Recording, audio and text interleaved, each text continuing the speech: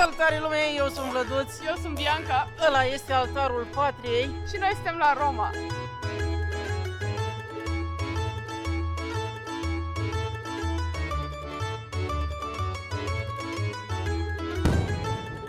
Ne-am hotărât să petrecem Revelionul în Roma după ce foarte multă lume a zis că nu e la fel cum ne așteptăm și că nu va fi ca petrecerile din Balcani. Așa că hai să explorăm, să vedem ce găsim deschis în primul rând în perioada Revelionului, ce putem face în noaptea dintre ani și cum se distrează italienii.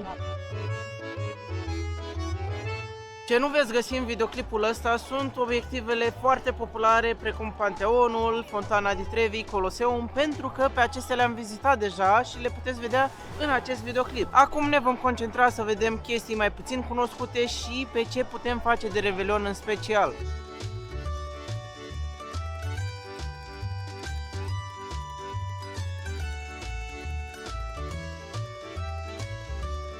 Și să începem cu o recomandare de loc unde puteți mânca foarte aproape de treptele spaniole și cu multe variante faine de mic dejun în special. Comandarea noastră fiind American Breakfast, care este 17 euro. Într-adevăr, prețurile sunt ceva mai mari aici, însă porțiile sunt destul de mari. De exemplu, în acest American Breakfast ai bacon, uscrop, suc de portocale, o cafea și pancakes. Motivul pentru care și-a luat Bianca. Și sunt și foarte multe chestii de patiserie, cum ar fi sandvișuri sau croissante pe care le puteți lua, în care arată foarte bine. Noi am fost și data trecută aici și am ales să revenim, deci puteți să luați în calcul această oprire. Chestii pe care ar trebui să o țineți minte este că e posibil să prindeți aglomerație și să trebuie să stați la coadă ca să intrați.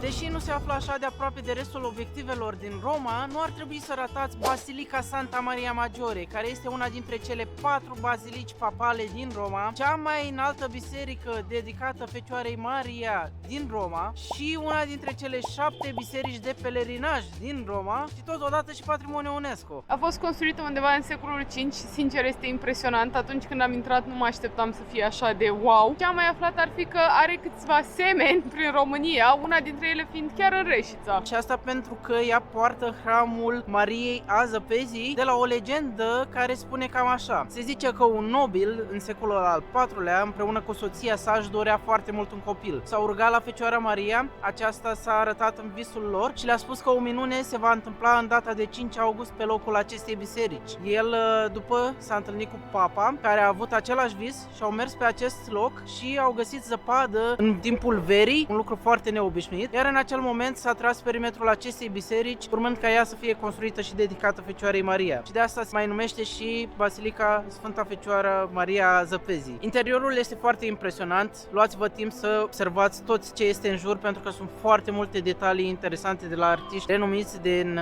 Roma. Cea mai interesantă parte mie mi s-a părut o capelă sixtină, da, chiar așa se numește, însă nu este cea făcută de Michelangelo, și unde este o cupolă destul de interesantă, cu picturi în jur unde sunt portretizate episoade din copilăria lui Isus, din nașterea sa și din viața Fecioarei Maria înainte de naștere.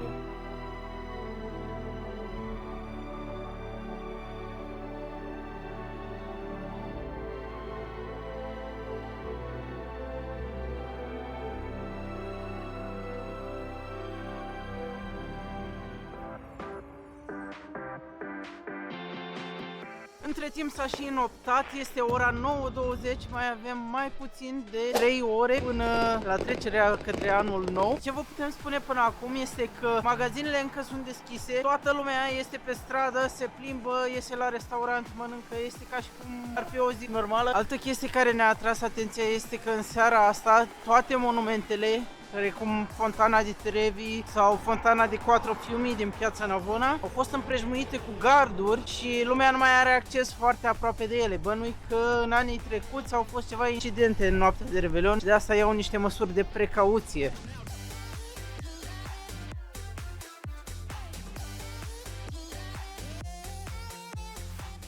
Și suntem gata de plecare, iar locul unde vom petrece trecerea dintre ani se numește Circo Massimo. E un fel de revelion ca la noi, concert de ăla cu artificii, iar făcut de artificii ar fi foarte fain. Așa că hai să nu mai stăm și să pornim acolo.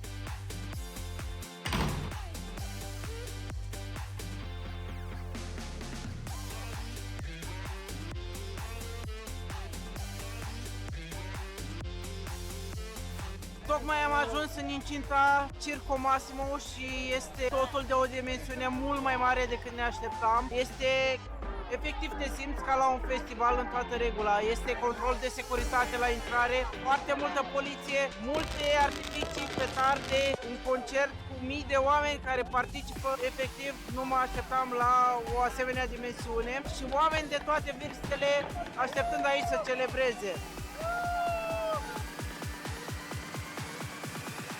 O problemă foarte mare aici sunt petardele și artificiile, pentru că nu este niciun fel de control asupra lor și sunt unele chiar foarte puternice, așa că trebuie avut grijă să nu te afli lângă una, s-ar putea să te sperii foarte tare. Și mai rău, mi se pare că sunt și animale pe aici. În rest, atmosfera e destul de faină, lumea pare că se distrează. Mai sunt doar 8 minute! Și ne pregătim și noi să intrăm în noul an.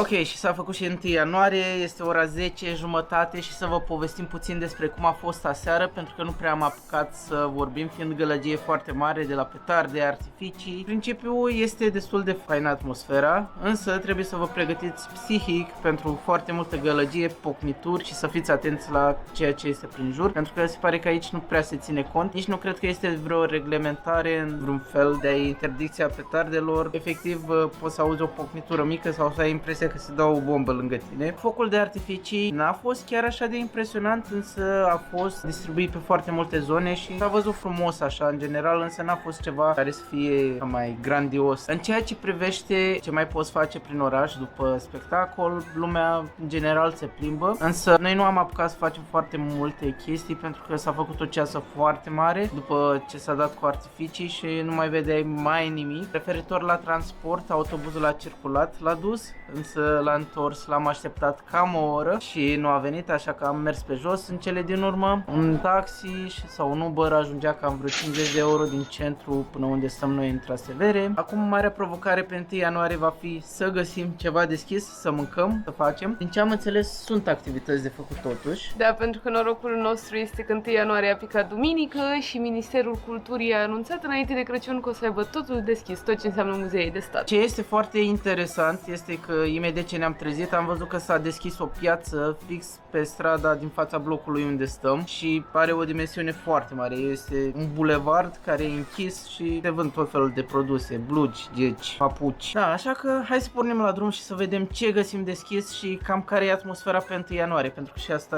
ar putea să fie interesant.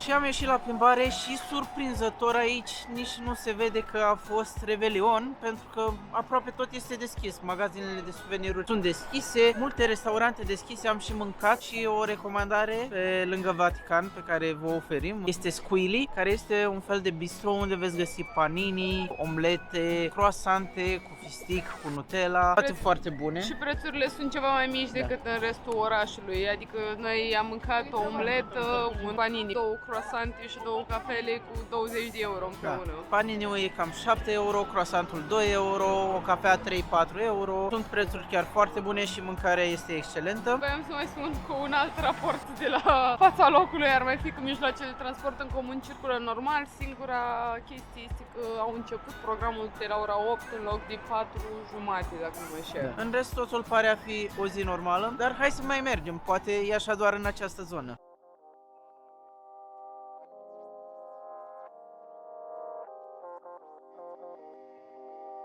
Zis și făcut. Am luat-o la pas prin oraș în speranță că vom găsi ceva schimbat cu ocazia Revelionului. După o mică oprire în cea mai mică țară din lume, unde cea mai importantă basilică se deschidea ceva mai târziu, drumul ne-a purtat direct către grădinile Vilei Borghese.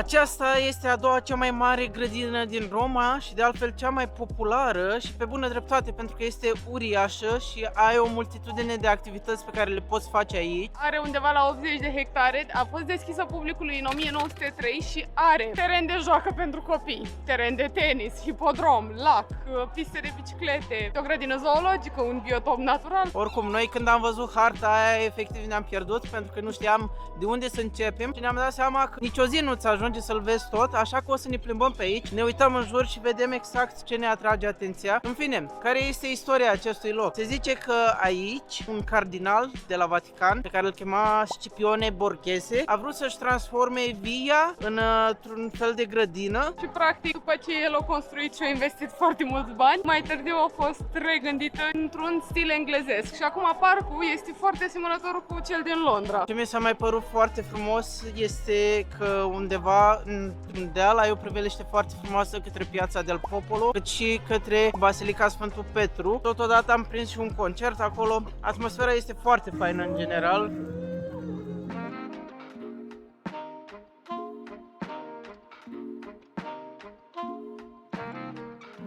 Ne-am terminat vizita și prin grădinile de la Villa Borghese și ne-am întors către centrul Romei, unde este extrem de aglomerat. Am stat în autobuz ca niște sardine. Citisem înainte că foarte mulți italieni spun că nu e o perioadă bună de vizitat între 24 decembrie, 31 decembrie, 1 ianuarie, tocmai din cauza aglomerației, dar nu mă așteptam să fie așa deloc.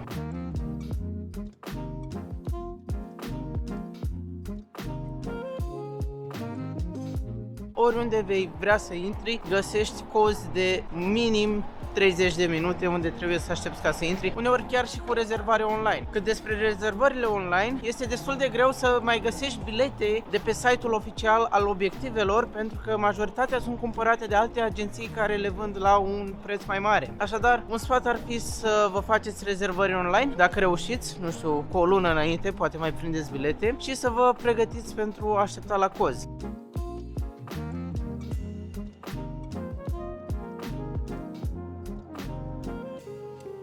Un alt sfat pe care vi-l putem da atunci când vizitați Roma este că dacă vă aflați în trecere pe lângă o biserică, să intrați în ea. Cel mai probabil o să fie gratuită și o să dați peste un interior superb, deși ele la exterior arată foarte asemănător între ele, fiind din marmură și în stil baroc. Cum este această biserică pe care tocmai am vizitat-o, care se numește? Biserica Sfântul Luis al francezilor din Roma, care practic este dedicată comunității de francezi din Roma, așa cum am spus, undeva pe perete îl vedem chiar și pe regele Charlemagne și este o capodoperă, pentru că are 3 capodopere de ale lui Caravaggio, care reprezintă un punct de cotitură foarte important în viața lui și în stilul lui. Interiorul de altfel este foarte bogat și oriunde te uita vei da peste o operă de artă, de la sculpturi la picturi, fiecare altar are anumite detalii.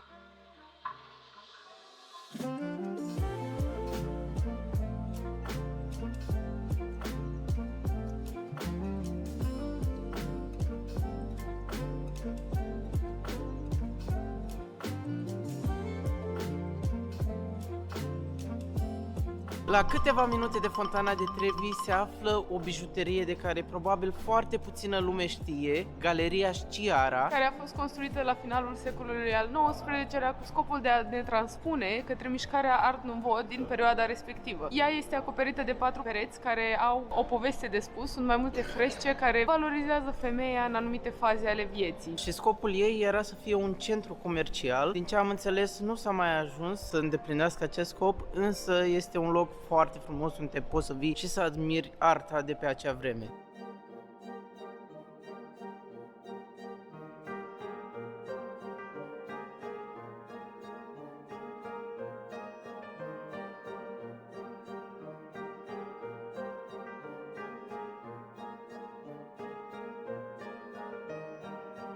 Bineînțeles că nu aveam cum să ratăm câteva porții bine meritate de paste, că doar suntem în Italia. Pentru astfel de pofte, te lăsăm cu 2 localuri care îți oferă experiențe super diferite, dar care nu te vor dezamăgi cu pastele făcute chiar de ei, Nanarella și Pasta Ciuta. Primul este ceva mai scump, dar face parte din trioul de restaurante pe care e musai să le încerci în Roma, iar cel de-al doilea funcționează mai mult pe ideea de a lua la pachet. Prețurile sunt cu 3-4 euro mai mici, însă mâncarea este la fel de gustoasă.